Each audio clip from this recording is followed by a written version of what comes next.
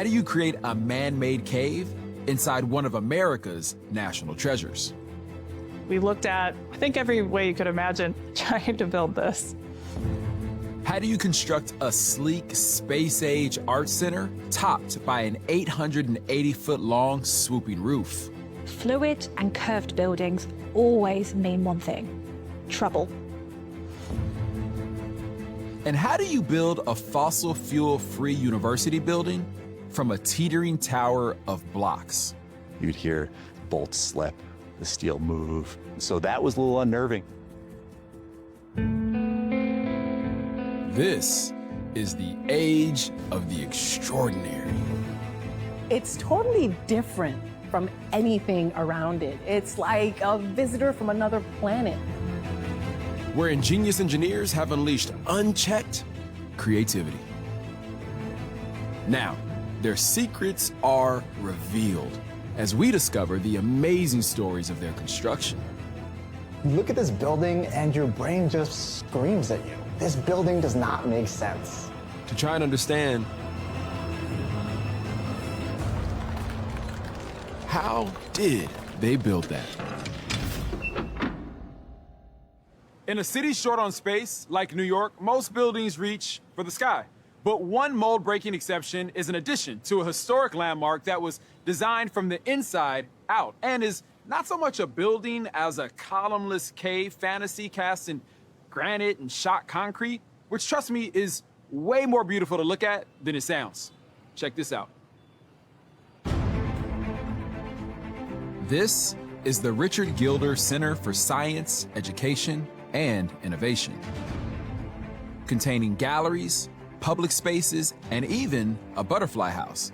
The brand new addition to the American Museum of Natural History looks like it's been carved out of solid rock.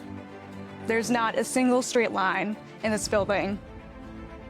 But despite looking Stone Age, it's on the cutting edge. This project had the highest level of complexity out of any job I've ever done. And used construction methods never seen before on a project like this. So, how did they build it? It's 2014, and the Natural History Museum is one of the most popular attractions in Manhattan. This is a place that has about 4.5 million visitors a year. It's been a backdrop in film and television. Certainly, many people remember the museum from the Night at the Museum movies. The sprawling museum complex has been growing over the last 150 years. Now, it's time for a revolutionary addition. We were looking for something that could provide classroom space as well as research space and exhibition space, all within the same building. They launch a competition to design the new wing. It's won by architects Studio Gang. I totally love natural history, and it inspires my work. How can we design something that will encourage that kind of curiosity? The team turns to nature for inspiration, taking field trips to visit natural wonders. Caves and canyons and all these kinds of landscapes really make you excited about exploring, and they're also formed and shaped by flow. So that's kind of where the design headed. The daring idea is to create a 6-story sculpted cavern that will connect with the existing buildings. It wins over the museum. Now, they have to build it. First, they'll need to prepare the site and figure out how to fit the foundations around its existing utilities.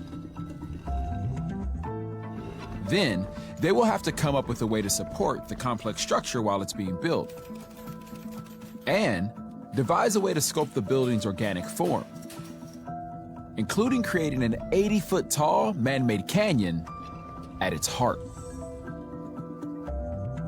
Finally, they will need a finishing material that's both beautiful enough to reflect the natural rock formations that inspired the building and strong enough to support the hundreds of tons of solid granite cladding without collapsing.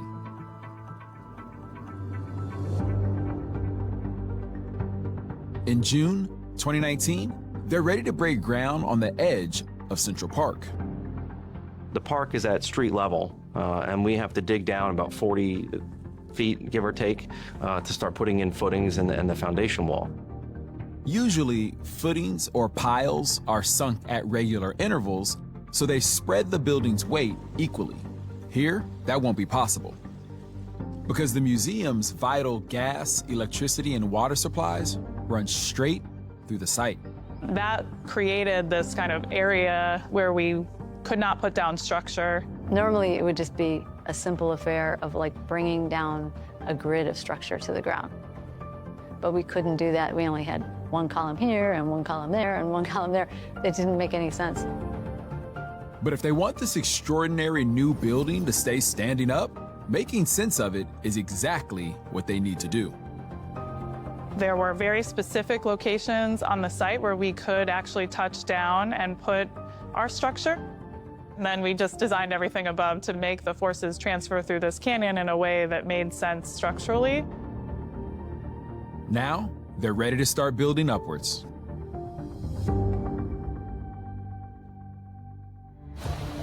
They start by pouring conventional concrete floor slabs, which are supported by columns around the outside of the building.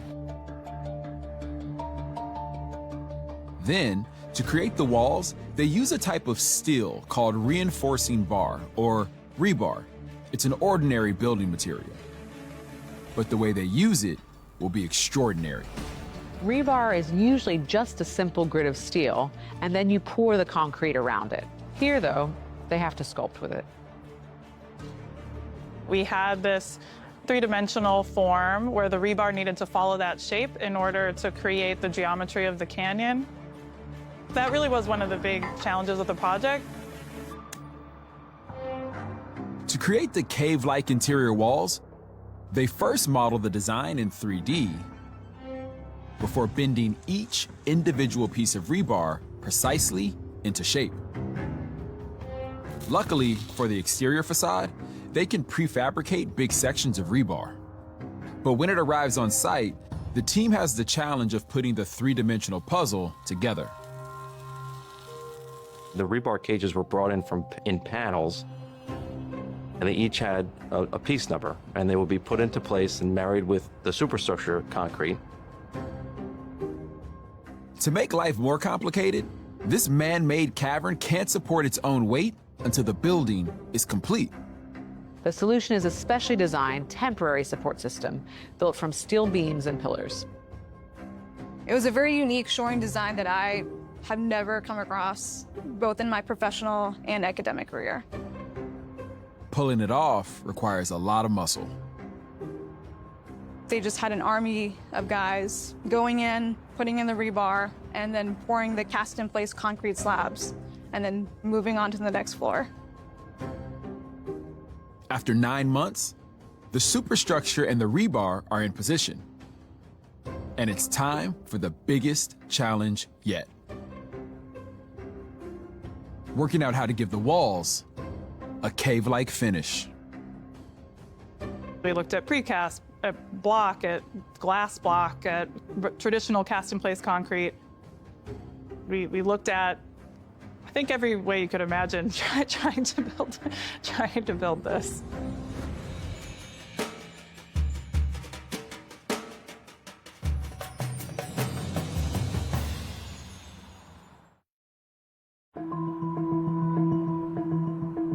In New York, the extraordinary cave-like design for the new extension of the American Museum of Natural History is proving difficult to pull off. To create its walls, the team considers using concrete poured into molds called formwork, but there's a problem. Every surface that you see would have required a bunch of custom forms for the entire interior of the canyon, which would have created a lot of waste in the formwork and a lot of cost, and didn't really give that more kind of natural hand finish. The answer lies in an industrial product called shotcrete. Shotcrete is one of the greatest inventions known to man, at least for people who work in this industry. It's a method of applying concrete projected at high velocity, usually onto vertical or overhead surfaces. Widely used on the New York City subway system, Jenny takes her team to investigate. And once I saw them applying it in the way that the teams worked and how skilled they were at making beautiful vaults that no one will ever see under the ground, I thought that this is really a potential solution for our project. Cost of Wisconsin. One of the world's few experts in decorative shotcrete arrive on site. They have unique and highly trained artisans that mostly do architectural concrete for theme parks and zoos. Here, though, it not only has to look the part, but be strong enough to hold up the entire building. So if you have an 8-inch thick wall, you might shoot that 2 or 3 times to get that full thickness. So you're spraying concrete overhead. You do that in multiple passes to make sure that you can actually apply that concrete without it not falling back down.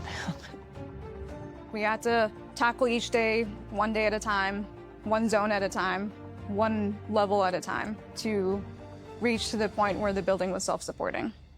Each layer of shotcrete takes 28 days to set. But at last, they're ready for the final coat, 1.5 inches of white concrete. We decided to go with this rough pass, it's very beautiful with the light, but it's also good for the acoustic qualities inside.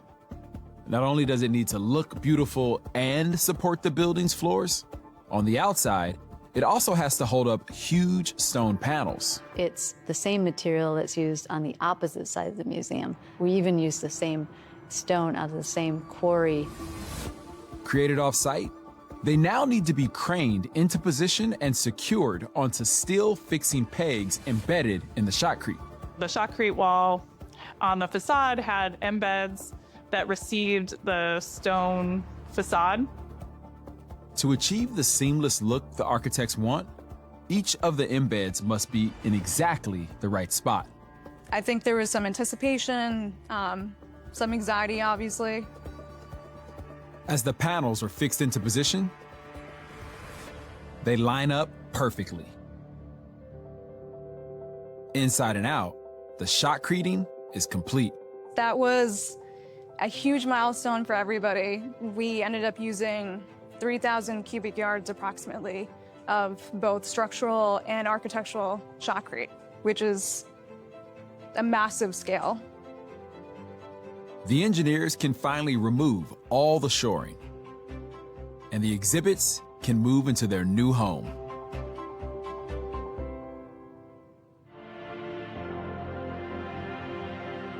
May 4th, 2023, and the Richard Gilder Center for Science, Education, and Innovation is revealed to the world. The overall response to the building has been amazing. When I first walked in there and saw it, I was like, it's really cool. The curved stone exterior draws you into the 80-foot-tall concrete canyon running right through the middle. The central atrium, I think it's like giving a public space back to the museum where people can just hang out and they can talk about what they saw. Holes and tunnels lead you into exhibition spaces that connect to the rest of the museum.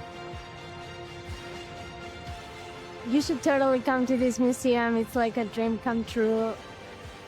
It's a breathtaking building made with groundbreaking methods that reimagines what a museum can be. Visitors not only come for the exhibits, but they come for the structure itself. This was the highlight of my career, for sure.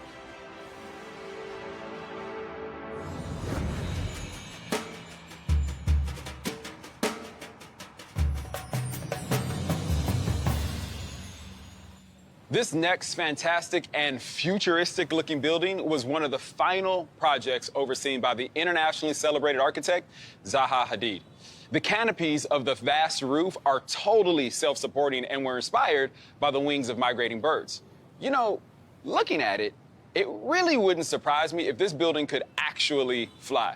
Either way, in design terms, it definitely reaches spectacular new heights. Zhuhai City in Jinwan, southern China, is booming. In just 35 years, the population has gone from 180,000 to around 2 million people. But despite Zhuhai's size, it was missing a cultural center. So they decided to do something about it. It's like a visitor from another planet. Built in the middle of a reservoir, under a giant wing-like canopy, are 4 buildings, including a theater and an opera house. But creating this most wonderful and unexpected of buildings was far from easy. Fluid and curved buildings always mean one thing: trouble. This is Zhuhai Jinwan Civic Arts Center.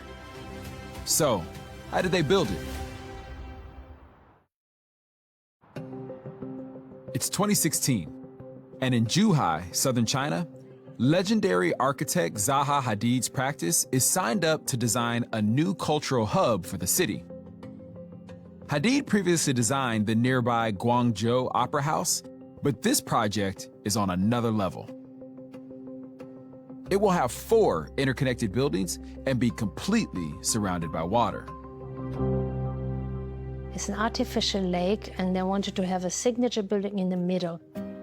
The boggy waterlogged site will be transformed into a beautiful man-made lake. But this will be more than a pretty backdrop. It's part of the solution to a modern city problem. China's rapid urbanization has meant too many hard surfaces with not enough drainage. That means flooding. In 2012, a flood in Beijing caused huge damage and killed 79 people. It resulted in the Sponge City Initiative. A sponge city is a general approach to how to mitigate floodwater. This whole district is a sponge city in the way that they create areas where water can be stored. So the lake is part of storing water. These lakes and green spaces also make the cities better places to live. This is a really holistic approach to urban planning. In the middle of this lake will be one of Zaha Hadid's most ambitious projects. 4 cultural buildings united under a giant flying roof. To make the bold design a reality, they will need to find a way to support the structure on unpromising, damp, and silty soil, creating foundations strong enough to handle its weight. Around the complex, they'll need to figure out how to contain hundreds of thousands of gallons of water. Then, orchestrate the simultaneous construction of a theater, opera house, museum, and science center. Finally, they'll have to find a way to engineer the enormous roof, which needs to look lightweight and bird-like, yet be strong enough to withstand typhoons. Tragically, at age 65, Hadid dies before the project gets started, but the team is determined to honor her. 的想法是高质量的完成这个项目，是我们对扎哈大师最大的致敬跟怀念。 2 years later, Hadid's initial designs have been fleshed out and work is ready to begin. But the waterlogged site is a big problem. 刚才讲到了，珠海的地质条件非常的差。 The boggy ground isn't strong enough to support the weight of the 1 million square foot building. So, it'll need to sit on hundreds of steel piles sunk deep into the ground. 那么大概要到50米以下才会出现比较坚硬的这个岩石。 150 feet is right at the limit of how deep these piles can go. This is about the same depth as the piles used to support the One World Trade Center and the Burj Khalifa, which gives you an idea of how bad the ground is. Digging that deep would be challenging anywhere, but the ground is so soft here that sinking the piles is fraught with danger. 我们是比较担忧在开挖的过程中呢，一些大型的机械啊、设备啊。 The risk is that the heavy machinery could sink into the soggy soil, damaging the piles. It's a tense few months, but thankfully, the piles survive. And in 2019, the team is ready to start pouring concrete. First, they have to create an enormous concrete slab that contains foundations for all 4 buildings and the basement levels. But that's not the end of the concrete work. Then after basement, they will start pulling the concrete for the flow of the reservoir. The huge base of the reservoir is leveled with concrete, and its borders are marked out. When filled, it will help Zhuhai store and reuse 70% of its rainwater. Before that, the team needs to build the center's superstructure. So we have 4 buildings. One is the museum, one is the art center, then the Black Box Theater and the Opera building. The 4 buildings are all made out of reinforced concrete, and all 4 are built simultaneously by huge teams on the ground. Chinese construction starts before you actually have dropped the pen. You have so much manpower, so it's incredible what they can do actually in a short time. As the buildings go up, they are linked by a series of bridges and walkways. Each of the lobbies are facing the inside plaza space, and that connects the 4 buildings actually together. The construction crews make short work of the structure, but the next stage threatens to slow the pace. Zaha Hadid designs are famous for how complex they are. They create curves that flow out of the most unlikely materials. Here, they've chosen concrete panels, but there's a problem. If they make them out of standard concrete, each piece will be very heavy, limiting the panel size. The biggest size maybe is 1.5 by 2 meter. Covering the building in small panels will take too long. So the team turns to a wonder material, UHPC, or ultra high performance concrete, which is 10 times stronger than the regular stuff.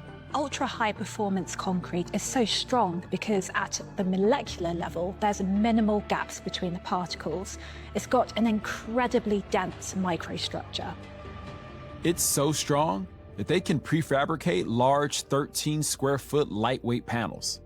And that means they can cover the building quickly. The installation of a 4x4 meters panel is much faster. The speed of construction is double. Over the next year, the distinctive Zaha Hadid style begins to emerge as the buildings grow and are covered. But now, the team faces an even more daunting challenge: bringing to life Zaha Hadid's 880-foot-long canopy roof, which will sit over the entire center. We want to really the roof to feel like it's flying because there's a lot of water areas in Zhuhai. There's always this migrating, this flock of birds. And when we started looking at how can we make a very light roof structure, somehow these shapes resembled this flock of birds. This ambitious idea ruffles feathers among the engineers. 觉得这个项目还是给我的感觉还是非常的震撼的，它这个造型。总体来说，对结构的给我感觉就是还是有一定的比较大的挑战的。How do you build a roof that looks like it's flying, but is actually firmly rooted in place?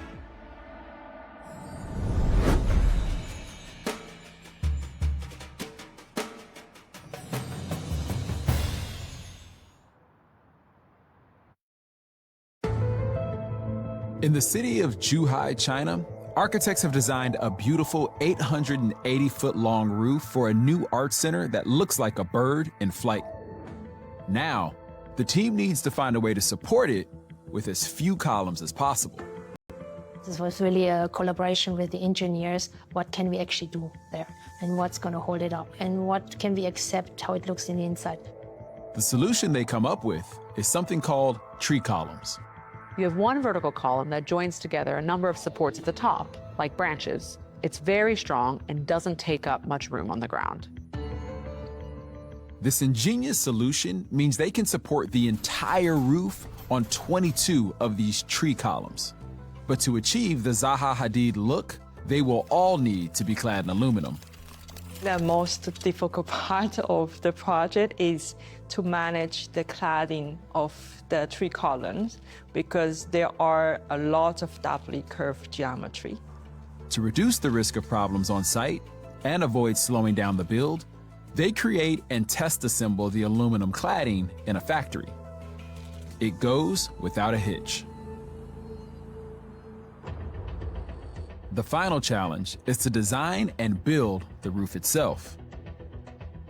The architects want it to look lightweight and elegant, but it needs to be strong too, because this part of China is prone to typhoons, which can cause winds of over 150 miles per hour. The solution starts with a clever frame known as a grid shell. The grid shell allows you to only use the thick members where you need them and minimize where you don't need them. Its latticed shape makes it super strong, yet delicate looking.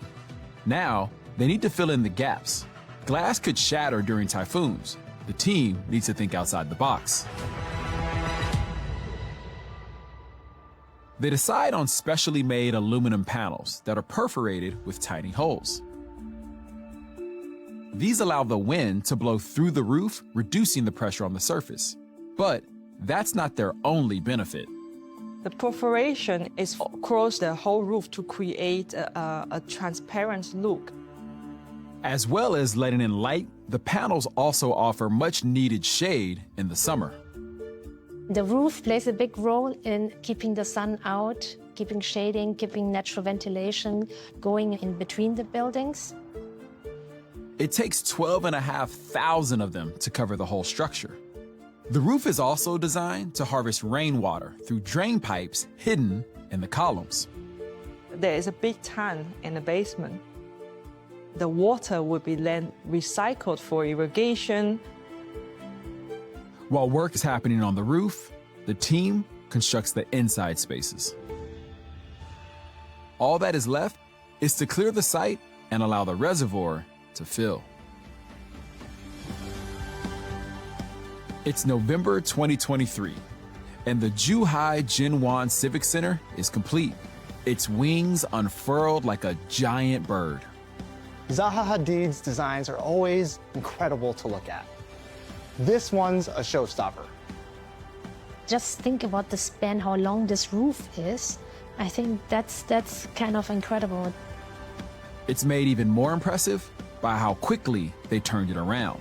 Normally, we will build 10,000 square meter building in 6 years. In China, for Zhuhai Performance Art Center, we have 100,000 square meter. It was built in 3 years. 4 buildings are joined under this roof, linked by walkways and open spaces with minimal columns to interrupt them. Our indoor space is amazing. It's one of the first things I saw when I went to see the venue. It's like everyone sits on the steps. There was an event happening in the middle with music or something, and it was completely populated with people. It's fantastic. The artificial lake is now joined to the Sponge City Initiative, helping to reduce flooding across the region and providing the perfect framing for the building itself. Now you see it looks like a flock of birds floating above the water. I think it's amazing. To do a culture building, you don't get a chance so much. So that we actually managed to do this and I get it built, it's amazing.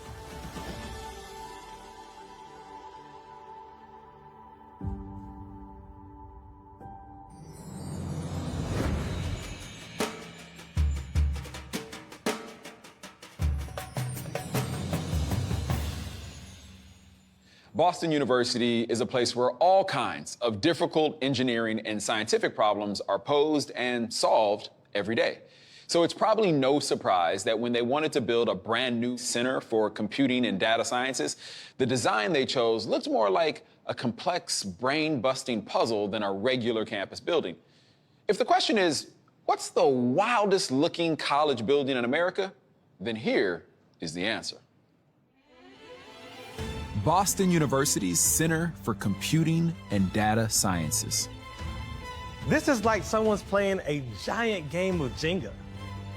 A mind-bending structure that changed the city's skyline. We knew this was a one-of-a-kind building for the city of Boston. Nothing like it. Its gravity-defying shape created huge engineering headaches. How do we solve that problem? How do we do it simply? Getting this building built was a challenge. It's the city's largest fossil fuel-free building. It's great for the university, it's great for the city, and it's great for the environment, so we were all in. Loved by those it was created for. Definitely feels very special to be here. So, how did they build it? It's 2012 in Massachusetts. With the tech sector booming worldwide, Boston University's computer science and mathematics and statistics departments are thriving. But their buildings are scattered across the campus. There was no center. There was no way to easily collaborate. They decide to create a single brand new building that will both bring everyone together and make the university stand out in a crowd. We are going to have to figure out a way to build a building that will sort of put computing and data sciences at the center as it should be. You need it to be iconic because of the statement it makes. Toronto-based architects KPMB are tasked with fulfilling the brief. The concept we presented was a vertical campus of stacked neighborhoods. So each neighborhood could be identified as one department. To add to the challenge, the university wants to be carbon neutral by 2040. The architects need to make sure the new computing center plays its part. They were asked to do a fossil fuel-free, carbon-neutral building. That is a bold request. It's a tough ask. The way buildings have traditionally been made means they account for almost 40% of global carbon emissions. First, you've got to build them, and then loads of energy goes into producing and transporting the materials you need. And once built, they use fossil fuels to cool, heat, and provide power. This bold Jenga tower of a building will have to tackle both problems, starting with finding a way of heating and cooling it by using the ground underneath. But it's going to be built on clay, so they have to find a way of creating super strong foundations while using as little concrete as possible, because making and transporting concrete produces a lot of CO2. They then have to work out how to create the huge overhanging floors and make sure the 19-story teetering pile of blocks won't fall down. Traditional glass isn't good at holding in the heat in the winter or keeping it out in the summer, but they need to find a way of creating a glass facade that does both of those things. All of this has to happen before the start of the spring semester in 4 years' time. A site is found on a former parking lot.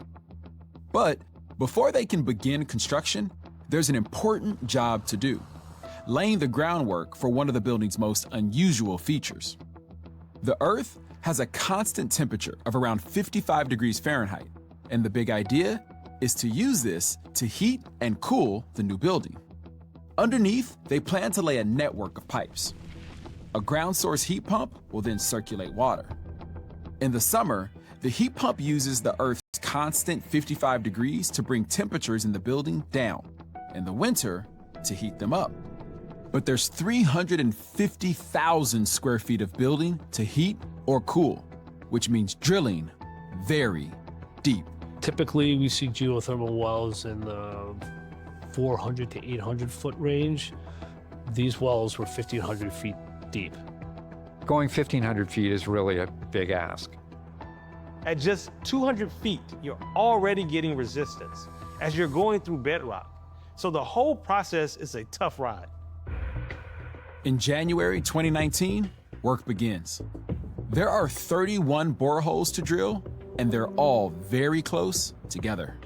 Our site is very constrained as an urban site, so there's not a lot of room. Having to drill a lot of very deep holes close together dramatically increases the risk of something going wrong. These wells could theoretically collide with each other as they're being drilled to depth. Each cost around $250,000 to install, so a mistake could be catastrophic. As digging progresses, the team carefully monitors the progress to make sure the boreholes stay straight. The deeper you go, the more the borehole wants to deviate from perfectly vertical.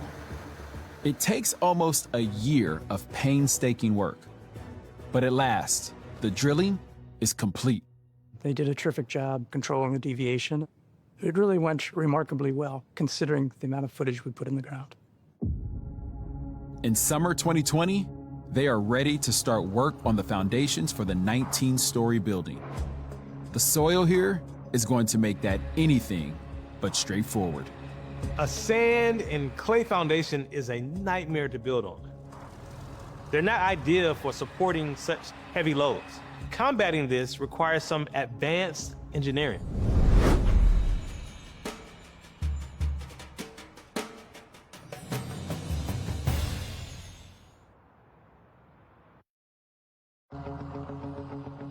The team building the bold new Computer and Data Sciences Center for Boston University needs to find a way to support it on the unstable sand and clay soil.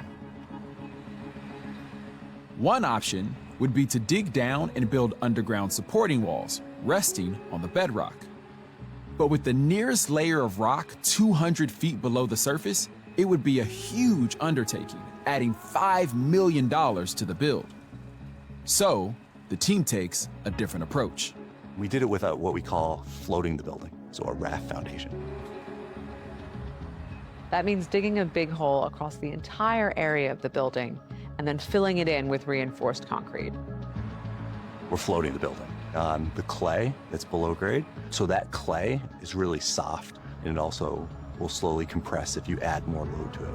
So the goal is, how do we get the clay to not know there's a building on top of it? For a raft foundation, success or failure depends on a very clever trick. And the way that works is the amount of soil you take out should equal the weight of the building.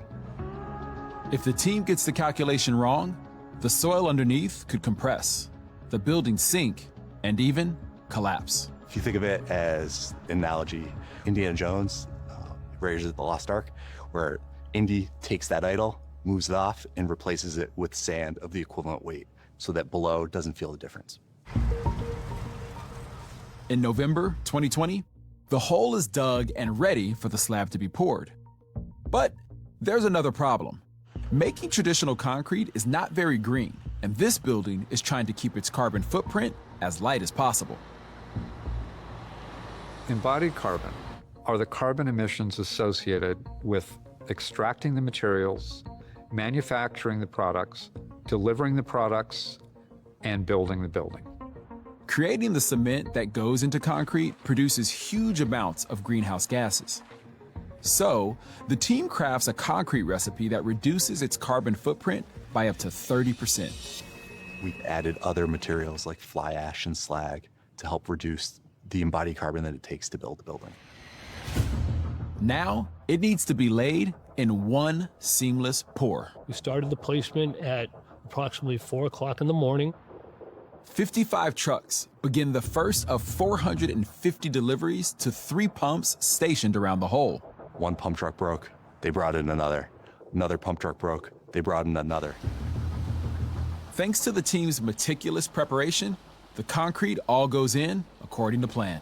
We finished it at 10 o'clock at night. It's 4,500 cubic yards of concrete. That was a massive undertaking. At the time, it was the second largest concrete placement in the history of the city of Boston. Next, they construct the building's central core. On its own, this won't be enough to hold up the floors hanging unsupported in space. They turn to an engineering trick called the cantilever. A cantilever is an overhang that's only supported on one side. To stop it tipping over, the force is cleverly transferred through the building and into the foundations. Here, though, the overhangs will be huge. We have these 23-foot cantilevers that come off of that center portion of the building, and those cantilever off of 2 sides. To support them, the team designs a series of 2-story steel trusses based on nature's strongest shape, the triangle. These will channel the huge forces from the overhangs back into the building. By using 2-story deep trusses, we get a very strong, very stiff structure that limits deflections at the ends. In May 2021, they start constructing the cantilevered blocks. Until they're finished, the building needs to be shored up to support them. On a structure as complex as this, it takes some serious shoring. We required 400 tons of shoring because every cantilever in the building had to be temporarily supported. Slowly, though, the building starts to rise from the ground, with each level carefully supported as it goes up. It takes around 3,320 tons of steel, but at last, the trusses and floors of all 19 stories are complete. Now, they have the job of taking out all of the shoring. To do that, there are hydraulic jacks placed all over the building. This is definitely the most jacking that I have ever done on a project. The huge weight of the building is resting on the shoring. Before they can remove it, they need to gently lift the building up, take out the top piece of shoring, and then let the cantilevers take the weight. We had to jack all at once, simultaneously, so that we could slowly and uniformly pick the whole building up ever so slightly and transfer the load from the shoring to the building. On November 6, 2021, it's the moment of truth for the team. If they haven't installed the trusses correctly, then the cantilevers will sag and ultimately fail. As we did the jacking, you could hear the building take on the load. With the building lifted, construction workers carefully pull out the top pieces of shoring, column by column. You'd hear the bolts slip, the steel move. So that was a little unnerving. The building, though, stays standing. Once you saw actually the gap between the shoring and the building, you knew it was doing its job. That was an exciting moment. It's a massive milestone for the team. Only when they started to pull away the shoring elements that supported the cantilevers did the building start to take shape. In December 2021, the team turns to the final challenge, wrapping the whole building in a curtain wall of not double, but triple glazed glass. Patterned with solar shades, it will minimize heat fluctuations in the building, maximizing energy efficiency. But the deadline is now just a year away. This was a fairly complicated system, especially with the cantilevers. Where they would normally install 30 panels a day, here they can only manage 18. It takes 5 months to install more than 2,000 panels across 19 stories. Remarkably, they remain on schedule. This was an iconic building with a one-of-a-kind design, with a lot of firsts for a lot of people, but it was constructed in a very tight timeline, 28 months. The incredible Center for Computing and Data Sciences opens its doors to students on January 19th, 2023. To see all of these students embracing the building was the best feeling in the world. This building is the embodiment of what we're tackling as a society. It's an embodiment of excellence. It's an embodiment of passion, of learning. It's like so huge and like very unique and distinct, and just like really puts the university on a map. This beautiful stack of blocks ushers in a new era of sustainability, incorporating green roofs to help cool the building, capturing rainwater for irrigation, and using renewable energy to power its systems. I think there was a real pride that we were building a building that was one of its kind in Boston, not only in terms of its iconic design, but its incredible sustainability. This was one of the greatest projects in my career. I just cannot think of a bigger success. This was everything we dreamt of and a lot more.